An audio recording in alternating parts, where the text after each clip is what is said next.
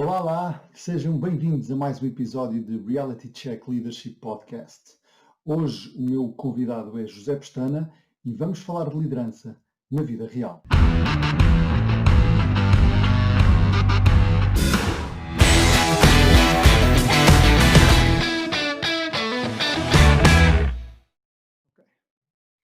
Olá José, boa tarde, bem-vindo ao Reality Check Leadership Podcast. É um prazer ter-te aqui connosco. Estás bem? Tudo bem, Luís? Muito obrigado também. Obrigado pelo convite. Espero que contigo também Nada, tudo bem. é um prazer. José, vamos começar pela pergunta habitual. Quem é o José Pestana e o que é que tu valorizas? Ora bem, sou José Pestana, tenho 35 anos, venho de Ilha da Madeira, portanto, de onde é o melhor jogador do mundo. És o primeiro madeirense no Reality Check Podcast. Parabéns. Opa, muito obrigado. Muito obrigado. Neste momento sou pai da Luizinha também, quase há um ano. O que é que eu valorizo a título pessoal? O bem-estar, o meu, o dos outros, das pessoas que me rodeiam. A nível profissional também o bem-estar das pessoas que me rodeiam. O trabalhar em equipa, é aquele chavão que toda a gente gosta, mas eu verdadeiramente gosto. E gosto também de valorizar e ser valorizado. Boa. Obrigado, Zé. Dentro do tempo foi maravilhoso. Olha, Zé, estamos aqui para falar de liderança na vida real e todos nós passamos por muitas experiências ao longo da nossa vida, algumas mais positivas, outras mais negativas. E, portanto, hoje vou-te pedir, como é normal, para partilhares aqui primeiro um exemplo de alguma coisa que tenhas experienciado, algum tipo de liderança que tenha sido negativa. Se me pudesses contar essa história, ou uma história, ou Claro. duas, seria maravilhoso. Conta. É uma história que até é engraçada, acho que é negativa, mas até tem a sua piada, passa-se num dia dos namorados. E eu estava no início da minha relação atual, digamos assim, e convidei a minha namorada para irmos jantar fora, mas na altura tinha um líder que nós já trabalhávamos muito fora do horário de trabalho, já havia muito esta questão do work from anywhere, mas também a questão dos horários não era por vezes a melhor. Trabalhávamos de dia, depois do almoço voltávamos a pegar no computador e havia ali às vezes uma sobrecarga. E eu convidei a Ana para irmos jantar, o dia dos namorados, que é uma coisa normal, que toda a gente faz. E antes de chegarmos ao restaurante, tive um telefonema por parte desse meu líder que me disse que precisava de uns documentos. Eu disse, pá, mas olha que hoje é dia dos namorados, estou aqui a jantar com a Ana e tudo isso. Eu disse, não faz mal, eu só preciso disso no meu e-mail amanhã antes das 9 da manhã. Não gostei. Não adorei. É um grande amigo hoje em dia, já falámos sobre este tema, mas na altura foi talvez é um amigo teu hoje em dia? É uma pessoa que considera um amigo. Quando vem a Portugal, estamos juntos e tudo isso. Já fizemos provas juntos e falamos muito também de questões de trabalho. O que é que havia? Havia uma urgência. O que é que não houve? Ali o respeito pelo work-life balance, que hoje em dia, e tendo em conta até a questão da pandemia e tudo isso ainda mais, é importante. Mas nessa altura não houve, eu também era mais novo, não tinha grandes compromissos, mas esse dia por acaso era especial para mim, ia passá-lo com a Ana e era um dia que eu queria aproveitar ou à noite um bocadinho diferente e confesso que o jantar já não me soube tão bem, já não soube tão bem a Ana,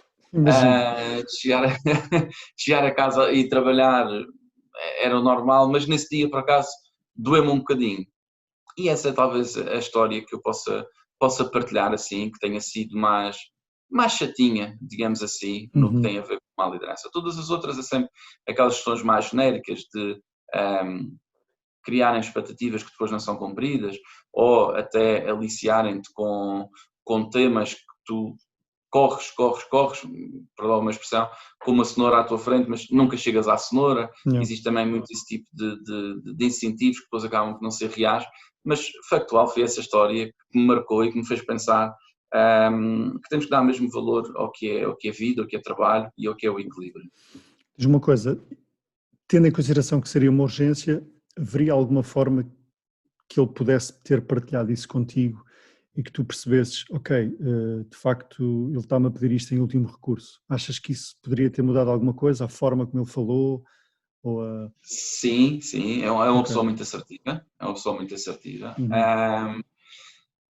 Luís, vou-te ser muito honesto, ter enviado antes das 9 ou ter enviado antes das 10 ia bater ao mesmo, nesse caso. Okay, estamos a falar de documentos, de currículos de pessoas que se saíssem meia hora ou uma hora mais tarde não seria isso o problema.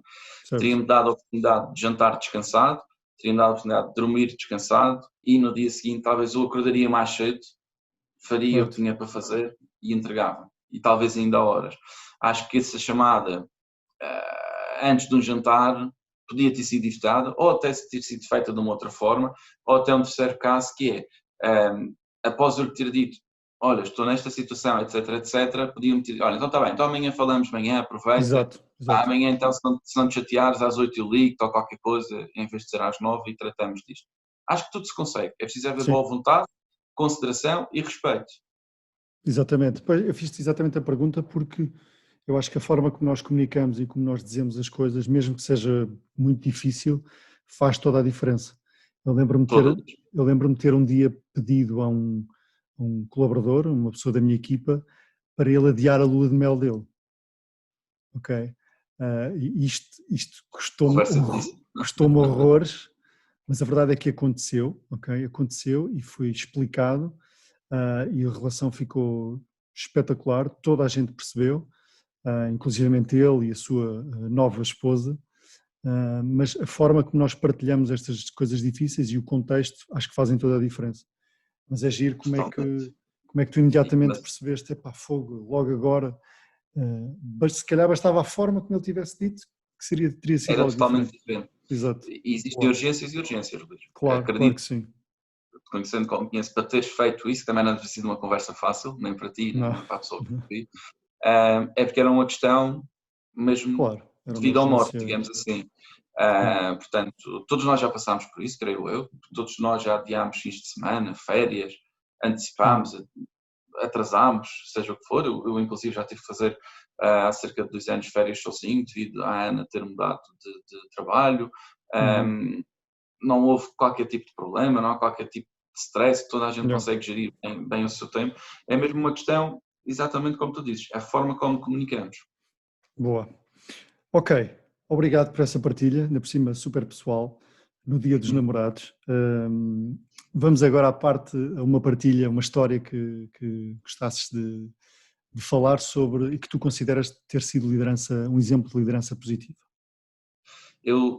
Por acaso, é uma história, acabam por ser 2 histórias do mesmo líder, ok? Uma pessoa com quem tive a oportunidade de trabalhar 3 anos e meio, tivemos os nossos altos e baixos, mais altos do que baixos, muito mesmo, mas há 2 coisas que me marcam, pelo qual ficarei eternamente grato. Há 2 anos atrás, praticamente agora, talvez em julho, neste caso, de 2018, eu recebo uma chamada, estava no continente, do telefone da minha mãe. E quem fala não é a minha mãe. E eu pergunto se está tudo bem, olha, venha depressa que a sua mãe ficou-se. E eu no continente, a minha mãe na Madeira, mas quem é que fala? Venha depressa porque ela não está em bom estado. Liguei ao meu pai tinha de fazer um recado, uma coisa, e já se foi encontrar com a minha mãe ao hospital. E foi um dia complicado, porque isto foi logo de manhã e não sabíamos nada. As minhas irmãs tentaram ir ao hospital, toda a gente tentou falar com os conhecidos, etc. E a única coisa que sabíamos era que estava nos cuidados intensivos. E nesta altura, há 2 anos atrás, não havia o trabalho remoto. Não havia. Todos os dias ias para o escritório, podias um dia ou outro fazer o trabalho remoto, mas não havia aquela coisa de podes tirar um dia por semana, podes tirar 2 dias por semana, há este tipo de ferramentas, há tudo. E o meu líder na altura, o Nuno Troni, nesse dia disse-me assim, pegas nas tuas coisas, vais para a Madeira, nem levas computador, nem levas nada. Vai e quando estiver tudo bem, vai. Eu claro que vim, mas trouxe computador, não consigo não estar a par, não estar a trabalhar. Passei cá cerca de 3 semanas, quase 4, portanto praticamente um mês cá na Madeira, até a minha mãe fazer a recuperação total, que graças a Deus fez. Nos dias que conseguia ir trabalhando, tinha uma grande flexibilidade porque havia horários de visitas, por exemplo, durante a manhã, durante a tarde, e eu conseguia facilmente ir ao hospital de manhã, ver a minha mãe, à tarde também, ir ver, e a verdade é que os resultados, sabes, trabalhando numa área mais comercial, os resultados contam muito, os resultados não pioraram muito, as coisas aguentaram-se, tive colegas que conseguiram me ajudar nas coisas mais presenciais, inclusive na gestão de equipa e tudo isso, mas essa atitude marcou-me para sempre e ficarei mesmo eternamente grato a essa flexibilidade. o mesmo líder teve também, quando eu tive aqui um ligeiro acidente de moto, que parti a perna, nem tenho carta de moto, tive um acidente no Natal cá, a andar numa scooter e parti a perna, que quando cheguei a Lisboa, para não meter baixa, para também não estar completamente aflito, ele deu-me o carro dele, por ser de velocidades automáticas, por ter a perna esquerda partida, para ter a perna sempre imóvel, e andou com o meu carro durante 4 semanas, que foi o tempo que eu tive o gesso. Portanto, este tipo de atitudes fazem-me acreditar que realmente nós temos que olhar uns pelos outros e temos que esquecer a parte profissional, temos que esquecer a parte dos resultados e temos é que nos sentir bem connosco mesmo e sermos o mais amigos que possamos ser e tentar fazer pelos outros o que possamos fazer. E essas duas atitudes para mim foram dos melhores exemplos de liderança que eu tive e vieram da mesma pessoa. Bem, é uma história fantástica, brutal. Estou os meus bate-palmas porque isso é pôr as pessoas em primeiro lugar, não é? As pessoas estão em primeiro lugar. E a verdade é que tu não te esqueces disso e lá estás, sempre que ele precisar, lá estarás quando ele precisar, não é? Exatamente, e espero também um dia, não por piores razões, mas poder fazer a alguém também o mesmo que me fizeram. Zé, excelente história. Não vamos ter muito mais tempo, mas temos tempo ainda para eu te perguntar se tivesses que aconselhar um líder atual ou um futuro líder, se pudesses dizer alguma coisa assim ao ouvido para que ele fosse melhor, o que é que gostavas de lhe dizer? Eu gostava que os líderes tivessem 2 temas.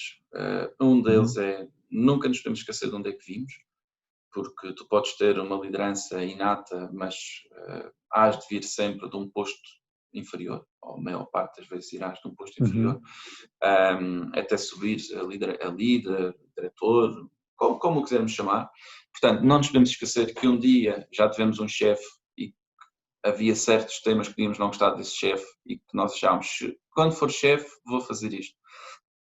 Se conseguirmos realmente, principalmente nesta questão de atitude, devemos fazê-lo. Acho que a transparência é a melhor coisa que existe.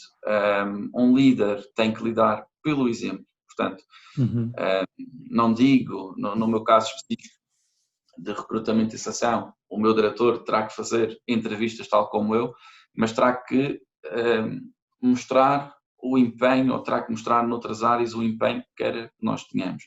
Terá que também ser honesto, acima de tudo, honestidade. Acho que, tal como deste o exemplo de que tiveste de pedir a uma pessoa para adiar uma lua de mel, com certeza deste os argumentos mais válidos e honestos de sempre e apesar de ter sido uma situação chata, sentiste bem contigo mesmo, não mentiste. Sim, e isso é verdade. Essa sensação que eu acho que todos os líderes devam ter. Serem humildes, acima de tudo, mas serem companheiros. Como eu disse há pouco, eu acredito muito no trabalho em equipa. Eu acho que todos nós temos valências, uns têm mais forte numa área, outros mais forte noutra, e é o complementar que faz as equipas fortes, as equipas coesas, a confiança, o conseguir colmatar as coisas menos boas um do outro, conseguir por vezes acalmar o entusiasmo do outro, ou conseguir... Bem, nem sei, podia estar aqui a dizer tanta coisa, mas o entrosamento e tudo isso, acho que é muito importante um líder conseguir construir uma equipa que seja completa. Mas tem que ter estas características, humildade, tem que passar uma imagem de transparência, tem que ter a confiança das pessoas, as pessoas têm que ter a sua confiança e tem que ser humilde. Parece simples, não é? Parece, mas não é. Parece, há coisas que é verdade. Por vezes são difíceis. A transparência custa, como tu sabes. Por vezes há temas que seriam mais fáceis para as pessoas entenderem se tu pudesses usar eufemismos e até não seres tão straight to the point, mas mentir nunca. Acho que mentira nunca. As outras partes não são tão simples, é às vezes conseguires ter a confiança e ganhares também tu a confiança das pessoas que lideras. Vai-se construindo com o exemplo, com o dia-a-dia. Exatamente. Mas é muito difícil, eu diria, quando eu dizia parece fácil, mas não é, porque eu acho que o que é muito difícil aqui é manteres uma consistência que as pessoas percebam de facto, isto é a realidade. Porque uma coisa é tu seres super transparente um dia e super, sabes, super amigo, mas as pessoas sabem que aquilo não é consistente. E quando não é consistente, é Não é mentira, real. não é real. E é muito difícil um líder manter essa consistência e manter sempre esse nível e as pessoas saberem sempre.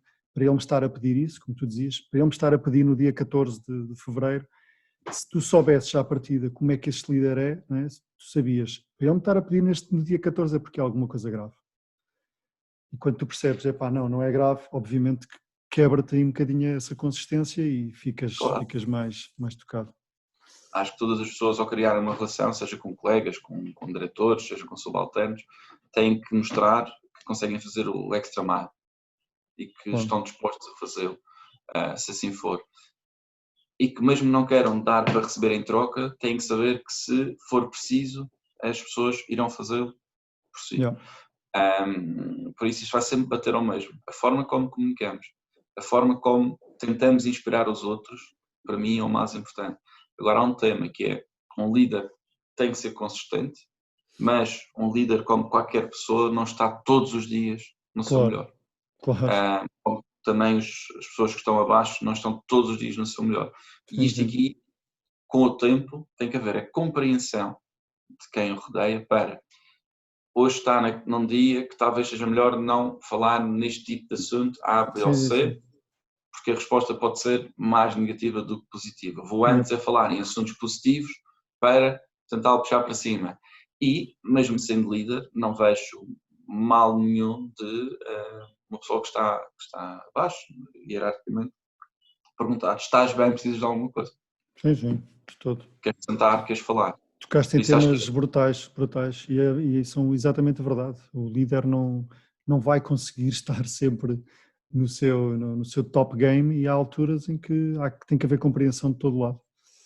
Portanto, acho que tocaste em dois temas muito fixe e deixaste aqui bons conselhos para líderes existentes e líderes futuros.